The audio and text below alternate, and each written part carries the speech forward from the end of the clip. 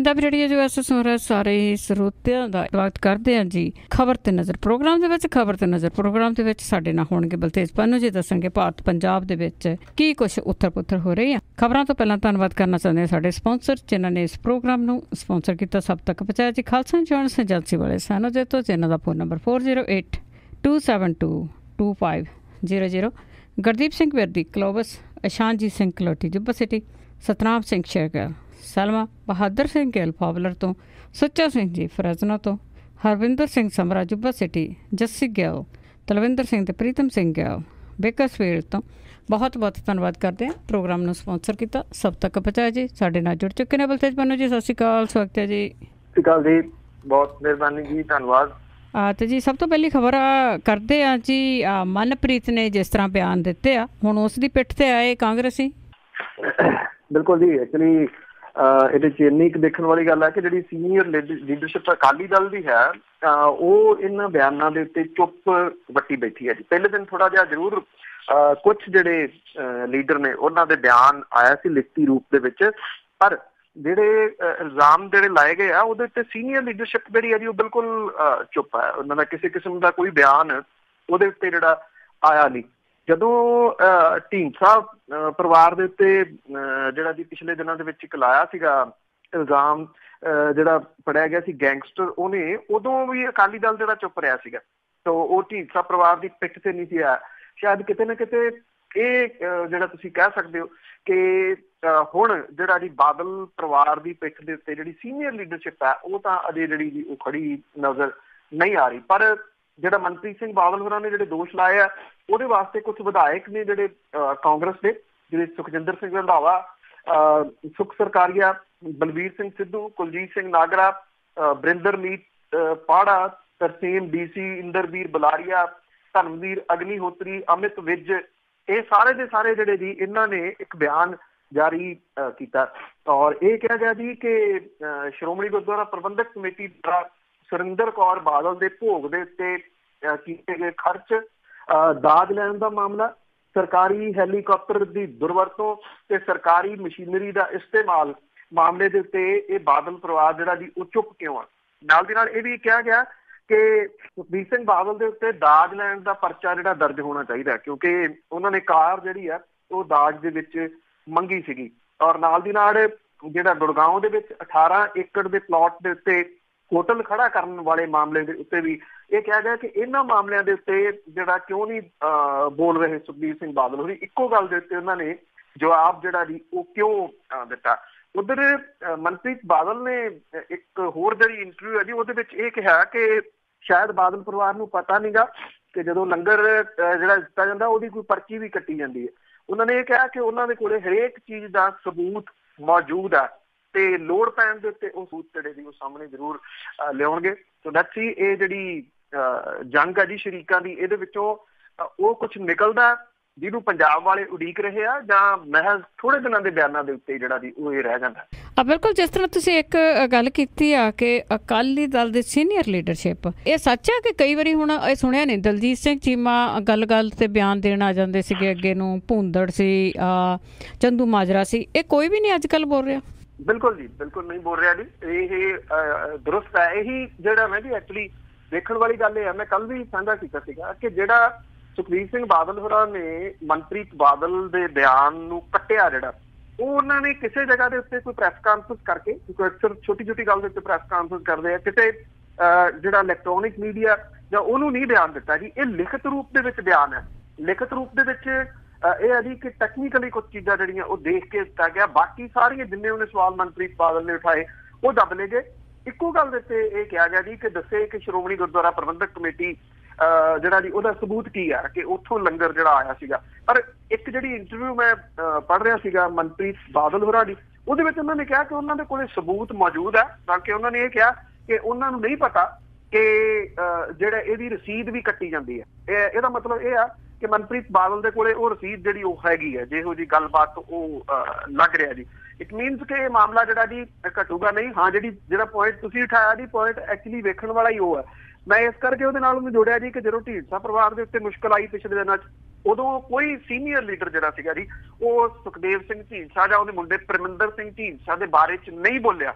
ਹੁਣ ਬਾਦਲ ਪਰਿਵਾਰ ਦੇ ਬਾਰੇ ਦੇ ਵਿੱਚ ਵੀ ਕੋਈ ਲੀਡਰਸ਼ਿਪ ਜਿਹੜੀ ਲੀਡਰਸ਼ਿਪ ਆ, ਅਕਾਲੀ ਲੀਡਰਸ਼ਿਪ, ਸੀਨੀਅਰ ਲੀਡਰਸ਼ਿਪ ਜਾਂ ਦੂਸਰੀ ਤੀਸਰੀ ਜਿਹੜੇ ਤੁਸੀਂ ਜ਼ਿਕਰ ਕੀਤਾ ਕਿ ਹਰ ਗੱਲ ਤੇ ਬਿਆਨ ਦਿੰਦੇ, ਉਹ ਨਹੀਂ ਬੋਲੇ ਸੀ, ਕੋਈ ਨਹੀਂ ਬੋਲਿਆ ਉਹਨਾਂ। ਜੀ ਜੀ ਬਿਲਕੁਲ। ਤੇ ਅੱਗੇ ਗੱਲ ਕਰਦੇ ਆ, ਜਿਸ ਤਰ੍ਹਾਂ ਲੀਕ ਹੋਇਆ ਜੀ, ਪੇਪਰ ਲੀਕ ਹੋ ਗਏ ਆ ਤੇ ਬੱਚਿਆਂ ਦਾ ਜਿਹੜਾ ਭਵਿੱਖ ਆ ਉਹ ਤਬਾਹੀ ਵੱਲ ਹੀ ਆ, ਤੇ ਕਹਿੰਦੇ ਸਾਰੇ ਭਾਰਤ ਦੇ ਵਿੱਚ ਨਹੀਂ ਉਹ ਲੀਕ ਹੋਇਆ, ਜਿੱਥੇ ਜਿੱਥੇ ਬੀਜੇਪੀ ਵਾਲੇ ਕਹਿੰਦੇ ਉੱਥੇ ਉੱਥੇ ਹੀ ਹੋਇਆ।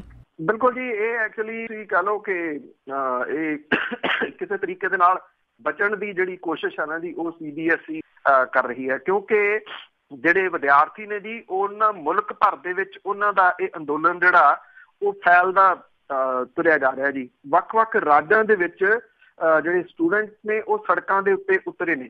ਹੁਣ ਇਸ ਮਾਮਲੇ ਦੇ ਉੱਤੇ CBSE ਜਿਹੜੀ ਹੈ ਜੀ, ਉਹ ਨਵਾਂ ਦਾਅਵਾ ਕਰ ਰਹੀ ਹੈ।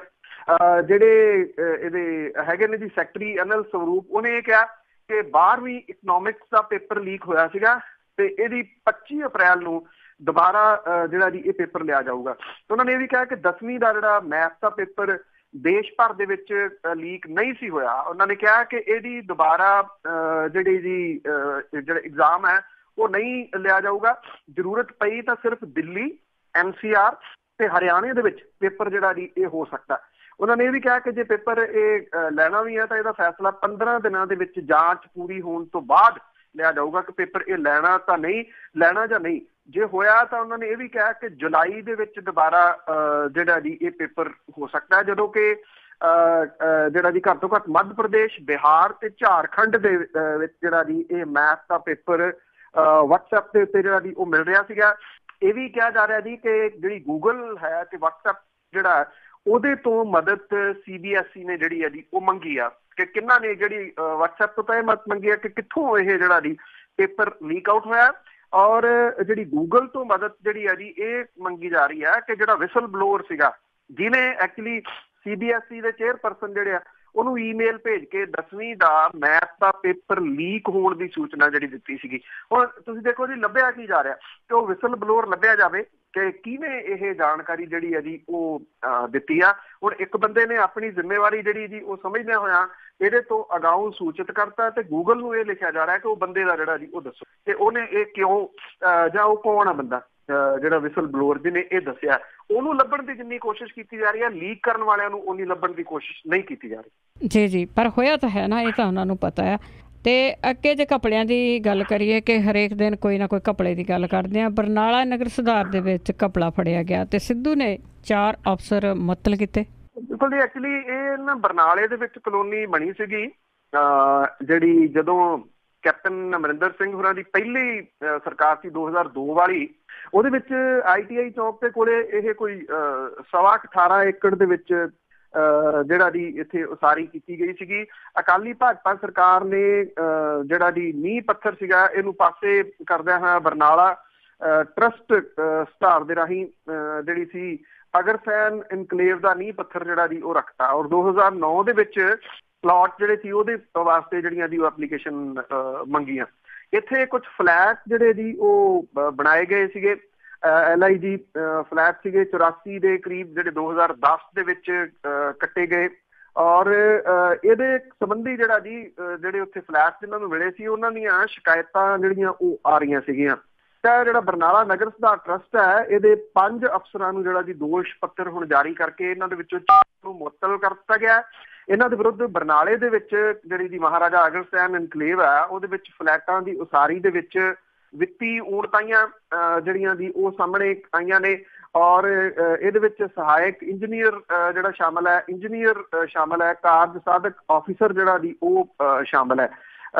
ਹੁਣ ਤੱਕ ਜਿਹੜੀ ਸਰਕਾਰ ਜਦੋਂ ਬਣੀ ਸਾਲ ਹੋ ਗਿਆ ਜੀ, ਹੇਠਲੇ ਪੱਧਰ ਦੇ ਮੁਲਾਜ਼ਮਾਂ ਤੋਂ ਲੈ ਕੇ ਸੁਪਰਡੈਂਟ ਇੰਜੀਨੀਅਰ ਤੇ ਕਾਰਜਸਾਧ ਅਫਸਰਾਂ ਸਣੇ 100 ਤੋਂ ਵੱਧ ਵਿਅਕਤੀਆਂ ਨੂੰ ਦੋਸ਼ ਪੱਤਰ ਜਿਹੜੇ ਆ ਜੀ ਉਹ ਨਵਜੋਤ ਸਿੰਘ ਸਿੱਧੂ ਨੇ ਜਾਰੀ ਕੀਤੇ। ਔਰ ਬਠਿੰਡਾ ਘੁਟਾਲੇ ਦੇ ਨਾਲ ਸੰਬੰਧਿਤ ਦਰਜਨ ਦੇ ਕਰੀਬ ਜਿਹੜੇ ਅਫਸਰ ਨੇ ਉਹਨਾਂ ਨੂੰ ਪਿਛਲੇ ਸਾਲ ਮੁਅੱਤਲ ਕੀਤਾ ਸੀਗਾ। ਔਰ ਉਸ ਤੋਂ ਬਾਅਦ 4 ਐਫਸੀਜ਼ ਜਿਹੜੇ ਸੀਗੇ ਉਹਨਾਂ ਨੂੰ ਵੀ ਮੁਅੱਤਲ ਜਿਹੜਾ ਉਹ ਕੀਤਾ ਗਿਆ ਸੀਗਾ। ਹਾਲਾਂਕਿ ਬਾਅਦ ਦੇ ਵਿੱਚ ਪੰਜਾਬ ਹਰਿਆਣਾ ਹਾਈ ਕੋਰਟ ਦੇ ਹੁਕਮਾਂ ਤੋਂ ਬਾਅਦ ਇਹਨਾਂ ਨੂੰ ਜਿਹੜਾ ਉਹ ਬਹਾਲ ਕਰ ਦਿੱਤਾ ਗਿਆ ਸੀਗਾ ਜੀ। ਸੋ ਇਹ ਜਿਹੜਾ ਬਰਨਾਲੇ ਦੇ ਵਿੱਚ ਹੈ ਜੀ, ਇਹਦੀਆਂ ਸ਼ਿਕਾਇਤਾਂ ਕਾਫੀ ਆਉਂਦੀਆਂ ਰਹੀਆਂ ਨੇ। ਇੱਕ ਤਾਂ ਮਟੀਰੀਅਲ ਮਾੜਾ ਇੱਥੇ ਲਾਇਆ ਗਿਆ, ਔਰ ਸੈਕੰਡ ਇਹ ਕਿਹਾ ਗਿਆ ਜੀ ਕਿ ਲੋਕਾਂ ਤੋਂ ਪੈਸੇ ਲੈ ਲਏ, ਉਹਨਾਂ ਨੂੰ ਕਬਜ਼ੇ ਜਿਹੜੇ ਆ ਜੀ ਉਹ ਨਹੀਂ ਦਿੱਤੇ। ਸੋ ਦੇਖਦੇ ਆ ਜੀ ਕਿ ਇਹ ਵੀ ਹੁਣ, ਕਿਉਂਕਿ ਅਫਸਰ ਜਿਹੜੇ ਨੇ ਫਿਰ ਉਹ ਭੱਜ ਤੁਰਦੇ ਆ ਜੀ ਅਦਾਲਤਾਂ ਵੱਲ ਨੂੰ, ਉੱਥੋਂ ਜਾ ਕੇ ਰਾਹਤ ਲੈ ਲੈਂਦੇ। ਜੀ ਜੀ ਤੇ ਅੱਗੇ ਆਪਾਂ ਫਿਰ ਗੱਲ ਕਰਦੇ ਹਾਂ ਜੀ ਨਵਜੋਤ ਸਿੱਧੂ ਦੀ। ਤੇ ਇਨਕਮ ਟੈਕਸ ਵਾਲਿਆਂ ਨੇ ਇਹਨਾਂ ਦੇ ਖਾਤੇ ਸੀਲ ਕੀਤੇ। ਐਕਚੁਅਲੀ ਜੀ ਜਿਹੜਾ ਪਿਛਲੇ ਦਿਨਾਂ ਤੋਂ ਜਿਹੜੀ ਉਹਨਾਂ ਦੀ ਵੀਡੀਓ ਵੀ ਘੁਮਾਈ ਜਾ ਰਹੀ ਆ, ਜਿਹੜਾ IT ਵਿੰਗ ਆ BJP ਦਾ, ਉਹਦੇ ਵੱਲੋਂ ਇਹ ਦੱਸਣ ਦੀ ਕੋਸ਼ਿਸ਼ ਕੀਤੀ ਜਾ ਰਹੀ ਆ ਕਿ ਨਵਜੋਤ ਸਿੰਘ ਸਿੱਧੂ ਹੋਰੀ ਜਿਹੜੇ ਜੀ ਉਹ ਚਾਪਲੂਸ ਨੇ, ਤੇ ਉਹ ਮਹਿਜ਼ ਜਿਹੜੀ ਹੈ ਜੀ ਉਹ ਚਾਪਲੂਸੀ ਕਰਦੇ ਆ। ਜਦੋਂ ਨਰਿੰਦਰ ਮੋਦੀ ਹੋਰਾਂ ਦਾ ਜਨਮ ਦਿਨ ਸੀਗਾ, ਉਹਦੇ ਮੌਕੇ ਦੇ ਉੱਤੇ ਜਦੋਂ ਉਹ BJP 'ਚ ਹੁੰਦੇ ਸੀ, ਜੋ ਕੁਛ ਬੋਲਿਆ ਗਿਆ ਉਹਨੂੰ ਇੱਕ ਜਿਹੜਾ ਜੀ ਪ੍ਰਚਾਰਿਆ ਜਾ ਰਿਹਾ। ਨਾਲ ਦੀ ਨਾਲ ਪਿਛਲੇ ਦਿਨਾਂ ਦੇ ਵਿੱਚ ਕਾਂਗਰਸ ਦਾ ਜਿਹੜਾ ਸਮਾਗਮ ਸੀਗਾ, ਉਹਦੇ ਵਿੱਚ ਜਦੋਂ ਨਵਜੋਤ ਸਿੱਧੂ ਬੋਲੇ ਆ ਤੇ ਉਹਨੂੰ ਉਹਦੇ ਨਾਲ ਕੰਪੇਅਰ ਕੀਤਾ ਜਾ ਰਿਹਾ। ਇਹ ਕਿਹਾ ਜਾ ਰਿਹਾ ਜੀ ਕਿ ਦੇਖੋ ਇਹ ਉਹੀ ਗੱਲਾਂ ਨੇ ਜਿਹੜੀਆਂ ਉਦੋਂ ਕਿਸੇ ਦੇ ਹੋਰ ਦੇ ਵਾਸਤੇ ਬੋਲੀਆਂ ਸੀ, ਇੱਥੇ ਜਿਹੜਾ ਕਿਸੇ ਹੋਰ ਦੇ ਵਾਸਤੇ ਡਾਇਲਾਗ ਉਹੀ ਨੇ। ਭਾਵ ਕਿ ਦੱਸਣ ਦੀ ਕੋਸ਼ਿਸ਼ ਜਿਹੜੀ ਆ ਉਹ ਇਹ ਕੀਤੀ ਜਾ ਰਹੀ ਆ ਕਿ ਨਵਜੋਤ ਸਿੰਘ ਸਿੱਧੂ ਹੋਰੀ ਜਿਹੜੇ ਨੇ ਜੀ ਉਹ ਜਿੱਥੇ ਜਾਂਦੇ ਨੇ ਉਹੋ ਜਿਹੇ ਹੋ ਜਾਂਦੇ ਨੇ। ਇਹ ਵੀ ਕਿਹਾ ਜਾ ਰਿਹਾ ਜੀ ਕਿ ਜਿਹੜਾ ਸੁਪਰੀਮ ਕੋਰਟ ਦੇ ਵਿੱਚ ਇੱਕ ਮਾਮਲਾ ਉਹਨਾਂ ਦੇ ਉੱਤੇ ਪੈਂਡਿੰਗ ਆ, ਜਿੱਥੇ ਪਟਿਆਲੇ ਦੇ ਵਿੱਚ ਇੱਕ ਸੜਕ ਦੇ ਉੱਤੇ ਜਿਵੇਂ ਪਾਰਕਿੰਗ ਨੂੰ ਲੈ ਕੇ ਰੌਲਾ ਗੋਲਾ ਪੈ ਗਿਆ ਸੀਗਾ, ਉਹਦੇ ਵਿੱਚ ਜਿਹੜੀ ਥੋੜੀ ਕੁੱਟਮਾਰ ਹੋਈ, ਬੰਦੇ ਦੀ ਮੌਤ ਹੋ ਗਈ ਸੀਗੀ, ਔਰ ਇਹ ਮਾਮਲਾ ਜਿਹੜਾ ਜੀ ਪੈਂਡਿੰਗ ਸੀਗਾ ਇਹ ਵੀ ਖੁੱਲ ਗਿਆ। ਇਹਦੀ ਵੀ ਜਿਹੜੀ ਆ ਜੀ ਉਹ ਬਹਿਸ ਸੁਪਰੀਮ ਕੋਰਟ ਦੇ ਵਿੱਚ ਹੋ ਰਹੀ ਆ। ਇਹ ਵੀ ਕਿਹਾ ਜਾ ਰਿਹਾ ਜੀ ਕਿ ਇਨਕਮ ਟੈਕਸ ਵਿਭਾਗ ਦੇ ਵੱਲੋਂ ਜਿਹੜੀ ਸਖਤੀ ਕੀਤੀ ਗਈ ਆ, ਇਹ ਵੀ ਕਿਤੇ ਨਾ ਕਿਤੇ ਇਹਦਾ ਪਾਰਟ ਹੀ ਜਿਹੜਾ ਜੀ ਉਹ ਨੈਕਸਟ ਐਪੀਸੋਡ ਕਿਹਾ ਜਾ ਸਕਦਾ ਜੀ। ਆਮਦਨ ਕਰ ਵਿਭਾਗ ਨੇ ਜੀ ਬਣਦੇ ਟੈਕਸ ਦੀ ਅਦਾਇਗੀ ਕਰਨ ਦੇ ਵਿੱਚ ਨਾਕਾਮ ਰਹੇ ਪੰਜਾਬ ਦੇ ਜਿਹੜੇ ਮੰਤਰੀ ਨੇ ਨਵਜੋਤ ਸਿੰਘ ਸਿੱਧੂ ਹੋਰਾਂ ਦੇ 2 ਬੈਂਕ ਖਾਤੇ ਜਿਹੜੇ ਆ ਉਹ ਜਾਮ ਕਰ ਦਿੱਤੇ ਆ ਜੀ। ਇਹ ਦੱਸਿਆ ਗਿਆ ਜੀ ਕਿ ਸਾਬਕਾ ਕ੍ਰਿਕਟਰ ਦੇ ਵੱਲ ਟੈਕਸ ਦੇ ਅਦਾਇਗੀ ਦੇ ਰੂਪ ਦੇ ਵਿੱਚ 52 ਲੱਖ ਰੁਪਏ ਦਾ ਬਕਾਇਆ ਜਿਹੜਾ ਜੀ ਉਹ ਹੈ।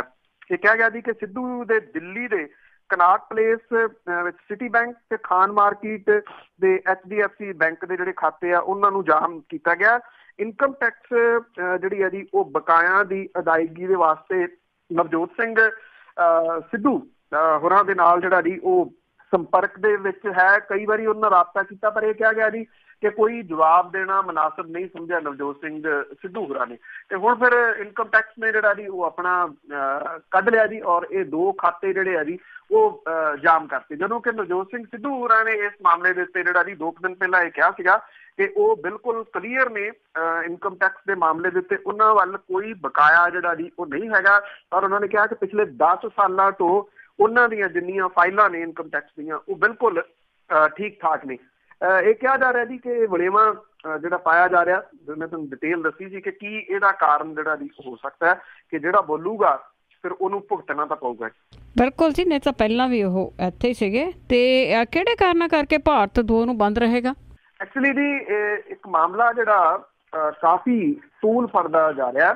ਸੁਪਰੀਮ ਕੋਰਟ ਦੇ ਵੱਲੋਂ ਜਿਹੜੀ ਐਂਟੀ ਟੈਰਰ ਐਟਰੋਸਿਟੀ ਐਕਟ ਜਿਹੜਾ ਜੀ ਇਹਦੇ ਤਹਿਤ ਕਿਸੇ ਨੂੰ ਗ੍ਰਿਫਤਾਰ ਕਰਨ ਤੋਂ ਪਹਿਲਾਂ ਜਿਹੜੀਆਂ ਸ਼ਰਤਾਂ ਦੇ ਵਿੱਚ ਕੁਝ ਚੇਂਜਸ ਜਿਹੜੀ ਹੈ ਜੀ ਕੀਤੀ ਗਈ ਆ, ਇਹ ਮਾਮਲਾ ਜਿਹੜਾ ਜੀ ਉਹ ਭਖ ਰਿਹਾ। ਇੱਕ ਪਾਸੇ ਜਿਹੜਾ ਜਨਰਲ ਵਰਗ ਹੈ ਉਹ ਸੁਪਰੀਮ ਕੋਰਟ ਦੇ ਇਸ ਫੈਸਲੇ ਨੂੰ ਲਾਗੂ ਕਰਕੇ ਜਨਰਲ ਵਰਗ ਲਈ ਸਟੇਟ ਕਮਿਸ਼ਨ ਬਣਾਉਣ ਦੀ ਮੰਗ ਕਰ ਰਿਹਾ। ਦੂਜੇ ਪਾਸੇ SC ST ਵਰਗ ਜਿਹੜਾ ਜੀ ਉਹਦੀਆਂ ਜਿਹੜੀਆਂ ਜਥੇਬੰਦੀਆਂ ਨੇ ਉਹ ਇਸ ਫੈਸਲੇ ਦਾ ਵਿਰੋਧ ਕਰ ਰਹੀਆਂ ਨੇ, ਔਰ 2 ਅਪ੍ਰੈਲ ਨੂੰ ਭਾਰਤ ਬੰਦ ਦਾ ਸੱਦਾ ਜਿਹੜਾ ਜੀ ਉਹ ਦਿੱਤਾ ਜਾ ਰਿਹਾ। ਕੇਂਦਰ ਸਰਕਾਰ ਨੇ SC ST ਐਕਟ ਦੇ ਤਹਿਤ ਗ੍ਰਿਫਤਾਰ ਕਰਨ ਦੀਆਂ ਸ਼ਰਤਾਂ ਨਰਮ ਕੀਤੇ ਜਾਣ ਦੇ ਸੰਬੰਧੀ ਸੁਪਰੀਮ ਕੋਰਟ ਦੇ ਹੁਕਮਾਂ ਖਿਲਾਫ ਇੱਕ ਜਿਹੜੀ ਰਿਵਿਊ ਪਟੀਸ਼ਨ ਹੈ ਉਹ ਦਾਖਲ ਕਰਨ ਦੇ ਸੰਕੇਤ ਜਿਹੜੇ ਆ ਜੀ ਉਹ ਦਿੱਤੇ ਆ। ਪੰਜਾਬ ਵਿਧਾਨ ਸਭਾ ਵਿੱਚ ਵੀ ਕੇਂਦਰ ਸਰਕਾਰ ਨੂੰ ਇਸ ਫੈਸਲੇ ਦੇ ਵਿਰੁੱਧ ਸੁਪਰੀਮ ਕੋਰਟ ਦੇ ਵਿੱਚ ਜਾਣ ਲਈ ਮਤਾ ਪਾਸ ਜਿਹੜਾ ਜੀ ਉਹ ਕੀਤਾ ਗਿਆ। ਜਨਰਲ ਵਰਗ ਵੈਲਫੇਅਰ ਜਿਹੜੀ ਹੈ ਜੀ ਉਹ ਇਹ ਕਹਿੰਦੀ ਆ ਕਿ ਸੁਪਰੀਮ ਕੋਰਟ ਦੇ ਵੱਲੋਂ ਐਟਰੋਸਿਟੀ ਐਕਟ ਦੀ ਦੁਰਵਰਤੋਂ ਰੋਕਣ ਦੇ ਨਿਰਦੇਸ਼ ਜਿਹੜੇ ਦਿੱਤੇ ਗਏ ਆ, ਔਰ ਇਸ ਐਕਟ ਦੇ ਤਹਿਤ ਕੇਸ ਦਰਜ ਕਰਨ ਤੋਂ ਬਾਅਦ ਤੁਰੰਤ ਗ੍ਰਿਫਤਾਰੀ ਦੀ ਥਾਂ DSP ਪੱਧਰ ਦੇ ਅਧਿਕਾਰੀ ਦੇ ਕੋਲੋਂ ਇਹਦੀ ਜਾਂਚ ਜਿਹੜੀ ਆ ਉਹ ਕਰਵਾਉਣ ਦੇ ਵਾਸਤੇ ਕਿਹਾ ਗਿਆ, ਔਰ ਇਸ ਤੋਂ ਬਾਅਦ ਗ੍ਰਿਫਤਾਰੀ ਲਈ SSP ਦੀ ਪ੍ਰਵਾਨਗੀ ਲੈਣ ਦੇ ਵਾਸਤੇ ਜਿਹੜਾ ਜੀ ਉਹ ਕਿਹਾ ਗਿਆ। ਸੁਪਰੀਮ ਕੋਰਟ ਦੇ ਫੈਸਲੇ ਦੇ ਅਨੁਸਾਰ SSP ਵੱਲੋਂ ਗ੍ਰਿਫਤਾਰੀ ਦੇ ਕਾਰਨ ਦੱਸੇ ਜਾਣਗੇ, ਬਾਅਦ ਦੇ ਵਿੱਚ ਸੰਬੰਧਿਤ ਮੈਜਿਸਟ੍ਰੇਟ ਜਿਹੜਾ ਜੀ ਇਹਨੂੰ ਵਿਚਾਰੂਗਾ। ਹੈ ਕੀ ਹੈ ਜੀ ਕਿ ਮੰਨ ਲਓ ਕਿਸੇ ਜਿਹੜਾ ਜੀ SC ਕੋਈ ਤੁਸੀਂ ਉਹਨੂੰ ਕੁਛ ਜਿਹੜੇ ਸ਼ਬਦ ਨੇ ਜਿਹੜੇ ਇਹਦੇ ਉੱਤੇ ਕੱਲ੍ਹ ਲਈ ਸਾਂਝੇ ਕਰਨੇ ਆ, तो ਉਹ ਜੇ ਤੁਸੀਂ ਉਹ ਕਿਸੇ ਨੂੰ ਵਰਤਦੇ ਹੋ ਉਹ ਝੱਟ ਦੇਣੀ ਜਿਹੜਾ ਦੀ ਦੋਸ਼ ਇਹ ਲਾ ਦਿੰਦਾ ਕਿ ਮੈਨੂੰ ਜਾਤੀ ਸੂਚਕ ਸ਼ਬਦ ਜਿਹੜੇ ਆ ਜੀ ਉਹ ਵਰਤੇ ਆ, ਉਹਦੇ ਤਹਿਤ ਤੁਰੰਤ ਗ੍ਰਿਫਤਾਰੀ ਜਿਹੜੀ ਆ ਜੀ ਉਹ ਹੋ ਜਾਂਦੀ ਹੈ। ਅੱਛਾ, ਇਹਦਾ ਮਿਸਯੂਜ਼ ਬਹੁਤ ਹੋ ਰਿਹਾ। ਜਿਵੇਂ ਕੁਛ ਧਾਰਾਵਾਂ ਨੇ ਭਾਰਤ ਦੇ ਵਿੱਚ ਦਾਜ ਦਹੇਜ ਦੀਆਂ ਨੇ, ਬਲਾਤਕਾਰ ਵਗੈਰਾ ਦੀਆਂ ਨੇ ਜੀ, ਇਹਨਾਂ ਧਾਰਾਵਾਂ ਨੂੰ ਇੱਕ ਹਥਿਆਰ ਦੇ ਤੌਰ ਦੇ ਉੱਤੇ ਜਿਵੇਂ ਵਰਤਿਆ ਜਾ ਰਿਹਾ ਜੀ, ਉਸੇ ਤਰੀਕੇ ਦੇ ਨਾਲ ਇਹ SC ST ਐਕਟ ਹੈ।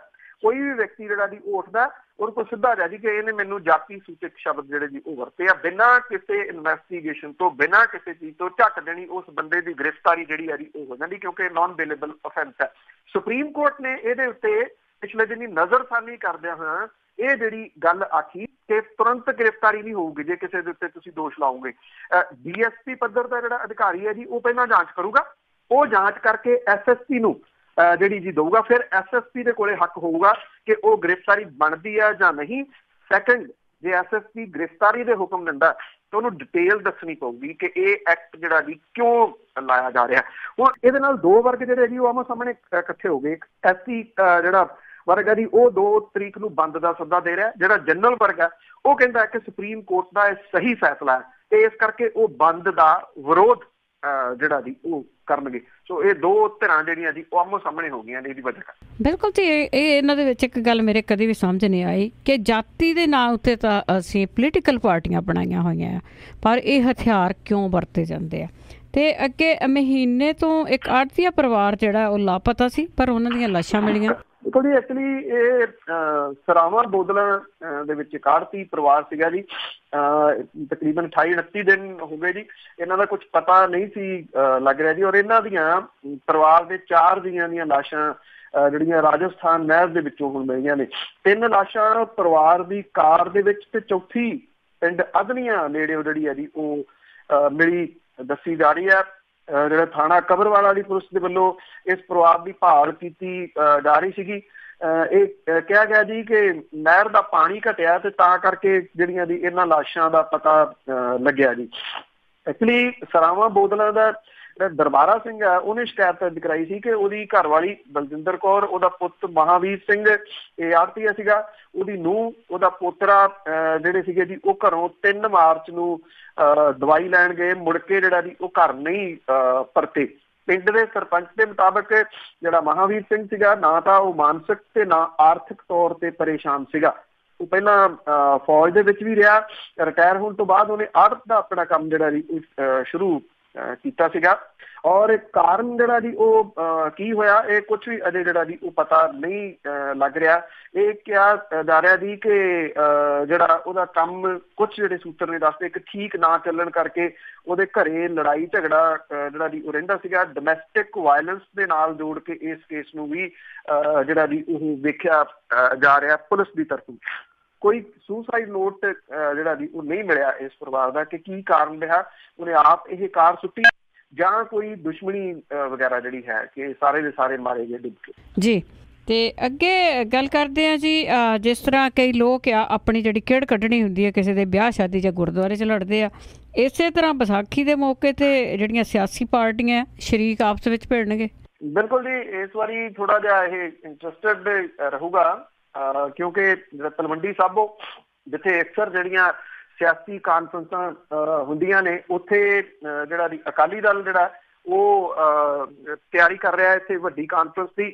ਔਰ ਇਹ ਕਹਿ ਰਿਹਾ ਜੀ ਕਿ ਅਕਾਲੀ ਦਲ ਦੇ ਨਿਸ਼ਾਨੇ ਦੇ ਉੱਤੇ ਮਨਪ੍ਰੀਤ ਸਿੰਘ ਬਾਦਲ ਹੋਰੀ ਜਿਹੜਾ ਜੀ ਉਹ ਰਹਿਣਗੇ। ਬਾਦਲ ਪਰਿਵਾਰ ਦੇ ਖਾਸ ਤੌਰ ਦੇ ਉੱਤੇ ਸੁਖਬੀਰ ਸਿੰਘ ਬਾਦਲ ਹੋਰਾਂ ਦੇ ਨਿਸ਼ਾਨੇ ਦੇ ਉੱਤੇ, ਕਿਉਂਕਿ ਜਿਹੜੀ ਕਿੜ ਇਹ ਸ਼ੁਰੂ ਹੋਈ ਹੈ ਜੀ ਇਹਦਾ ਅਗਲਾ ਪੜਾਅ ਜਿਹੜਾ ਜੀ ਇਹ ਵਿਸਾਖੀ ਦੀ ਕਾਨਫਰੰਸ ਜਿਹੜੀ ਆ ਉਹ ਹੋ ਸਕਦੀ ਹੈ।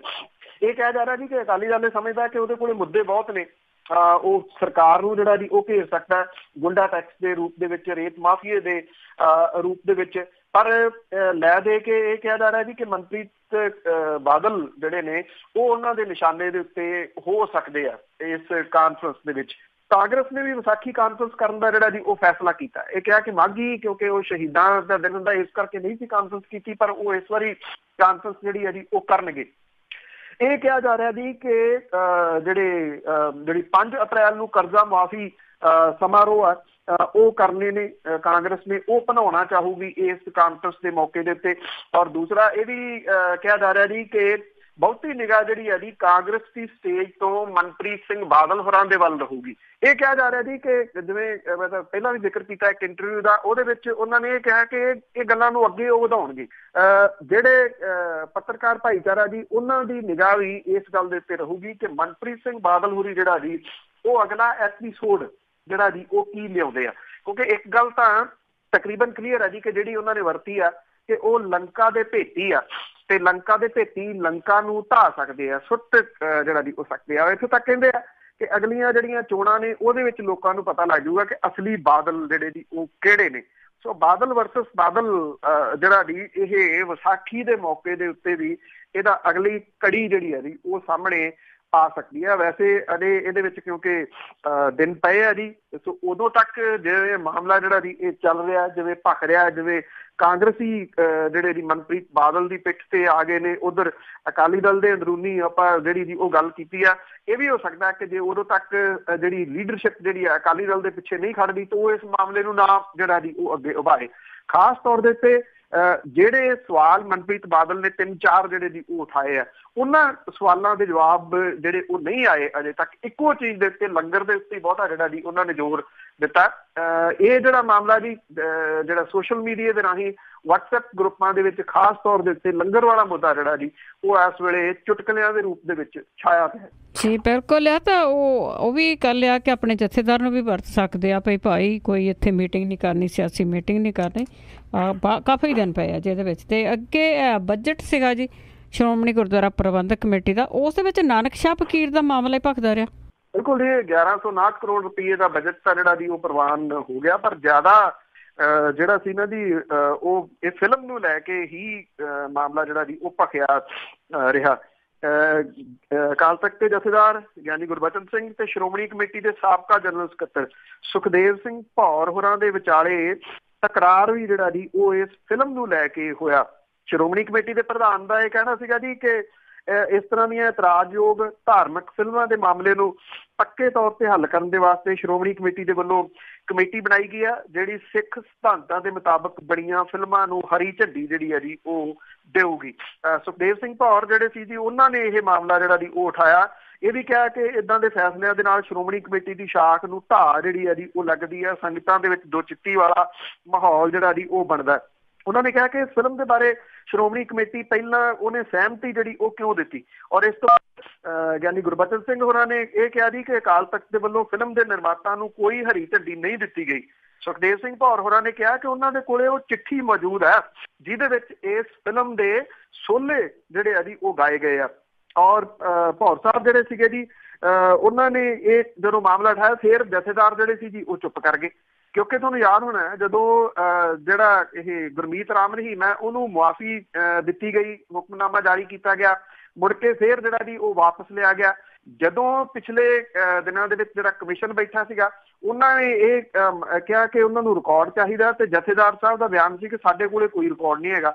ਹਾਲਾਂਕਿ ਉਹ ਹੁਕਮਨਾਮੇ ਜਿਹੜੇ ਨੇ ਜਿਹਦੇ ਉੱਤੇ ਸਾਈਨ ਨੇ ਜਥੇਦਾਰ ਦੇ, ਉਹ ਜਿਹੜੀ ਚਿੱਠੀ ਆ ਉਹ ਸੋਸ਼ਲ ਮੀਡੀਆ ਦੇ ਉੱਤੇ ਜਿਹੜੀ ਹੈ ਜੀ ਉਹ ਘੁੰਮਦੀ ਰਹੀ ਹੈ। ਭਾਵ ਕਿ ਜਦੋਂ ਜਥੇਦਾਰ ਹੀ ਯੂ ਟਰਨ ਜਿਹੜਾ ਜੀ ਉਹ ਲੈ ਲੈਂਦੇ ਕਿ ਅਸੀਂ ਕੀਤਾ ਹੀ ਕੁਛ ਨੀਗਾ, ਉਦੋਂ ਹੈਰਾਨਗੀ ਜਿਹੜੀ ਹੈ ਜੀ ਉਹ ਹੁੰਦੀ ਹੈ। ਉਧਰ ਜਿਹੜਾ ਫਿਲਮ ਦਾ ਨਿਰਮਾਤਾ ਹੈ ਉਹ ਇਹ ਗੱਲ ਜਿਹੜਾ ਜੀ ਕਹਿ ਰਿਹਾ ਕਿ ਉਹਨੂੰ ਤਾਂ ਸ਼੍ਰੋਮਣੀ ਗੁਰਦੁਆਰਾ ਪ੍ਰਬੰਧਕ ਕਮੇਟੀ ਨੇ ਜਿਹੜੇ ਜਿਹੜੇ ਇਤਰਾਜ਼ ਲਾਏ ਸੀ ਉਹਨੇ ਸਾਰੇ ਦੇ ਸਾਰੇ ਇਤਰਾਜ਼ ਜਿਹੜੇ ਉਹ ਦੂਰ ਕਰਤੇ। ਉਹ ਕਹਿੰਦਾ ਜੀ ਕਿ ਹੁਣ ਮੈਨੂੰ ਨਹੀਂ ਸਮਝ ਕਿ ਇਹ ਯੂ ਟਰਨ ਕਿਉਂ ਮਾਰਿਆ ਗਿਆ। ਬਹੁਤ ਬਹੁਤ ਧੰਨਵਾਦ ਜੀ। ਮਿਹਰਬਾਨੀ ਜੀ, ਧੰਨਵਾਦ ਜੀ, ਸਤਿ ਸ਼੍ਰੀ ਅਕਾਲ। ਸਤਿ ਸ਼੍ਰੀ ਅਕਾਲ ਜੀ। ਤੇ ਸਰੋਤੇ ਸਨ ਬਲਤੇਜ ਪੰਨੂ ਜੋ ਸਾਡੇ ਨਾਲ ਜੁੜਦੇ ਨੇ, ਕਰਦੇ ਨੇ ਖਬਰਾਂ। ਇਸੇ ਦੇ ਨਾਲ ਸਾਡਾ ਅੱਜ ਦਾ ਬੁਲਟਨ ਇੱਥੇ ਸਮਾਪਤ। ਹੁਣ ਬਲਵਿੰਦਰ ਕੌਰ ਵੱਲੋਂ ਆਪ ਸਭ ਨੂੰ ਹੀ ਪਿਆਰ ਭਰੀ ਸਤਿ ਸ਼੍ਰੀ ਅਕਾਲ।